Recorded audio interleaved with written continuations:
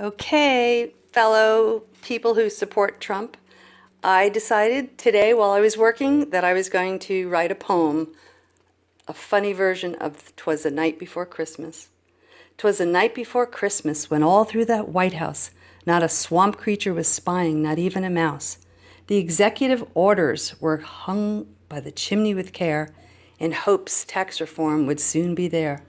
The politicians were nestled all smug in their beds, but Democrats had visions of more evil dread.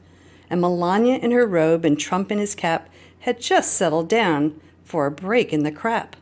When out on the lawn there arose a camera shutter, I sprang from my bed to see what was the matter. Away to the window I flew like a flash, tore open the shutters and knew it was cash. CNN and the rest of the other news shows gave muster to the rumors below, when what to my wondering eyes should appear but another fake story with women from last year. With an FBI liar so lively and quick, I knew in a moment they were all being dicks. More rapid than Twitter tweets, the liars they came, and Trump whistled and shouted and called them by name.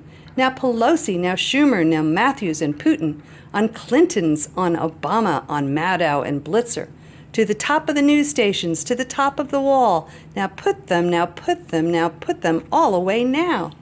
As truth leaves before the bullshit flies, when Trump meets with an obstacle he takes to the sky. Now up to the Congress the Republicans they flew with a briefcase full of tax reform and health care too.